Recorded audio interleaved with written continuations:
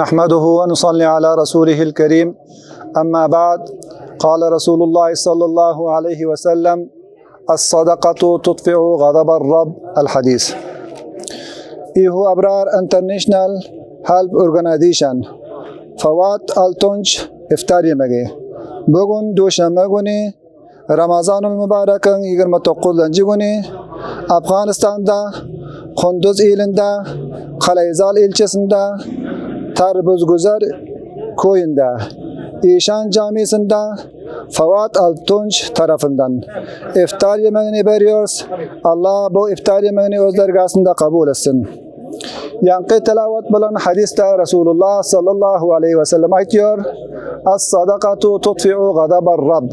Sadaka verişlik Allah Teala'nın kahrını uçuruyor diyor. Şu yüzden Türkiye'den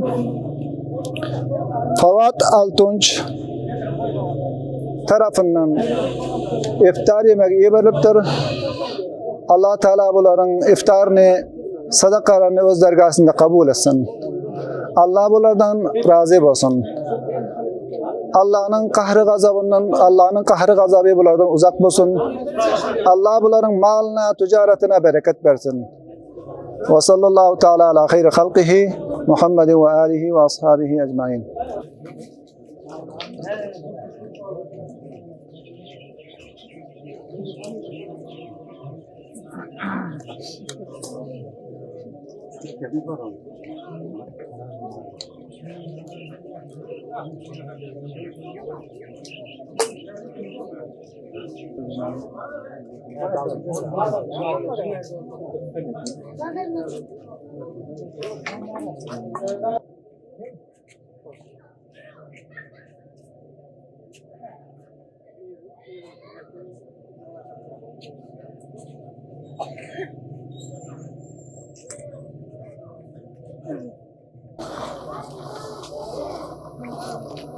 Bismillahirrahmanirrahim.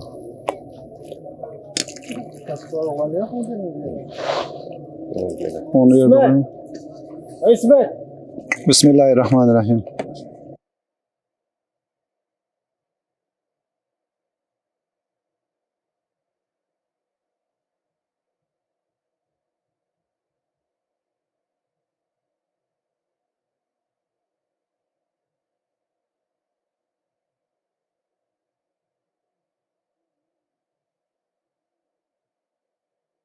اللهم ربنا تقبل منا إنك أنت السميع العليم وتب علينا إنك أنت التواب الرحيم. Ya Allah Paka Parvardigara, Türkiye'den bize İbrahim Karan'ın iftar yemeğini iyi veriptir. Allah bunların sadakasını öz dergahında kabul etsin. Allah bunların sadakasını mahşer meydanında bunların üstünden sahaya ilendirsin. Allah bunların günahını maaf etsin. Allah bunların malına, ticaretine bereket versin. Allah bunların ömürlerini uzak etsin. Allah bunların evlatlarının ömrünü uzak etsin. Allah bunları belalardan mahfuz saklasın. Allah Teala bunlara her kısım müşkülatlar olsa Allah Teala müşkülatlarını hal etsin. Ve sallallahu teala ala hayri halqihi Muhammedin ve alihi ve ashabihi ecmaîn bi rahmetike ya Rahman.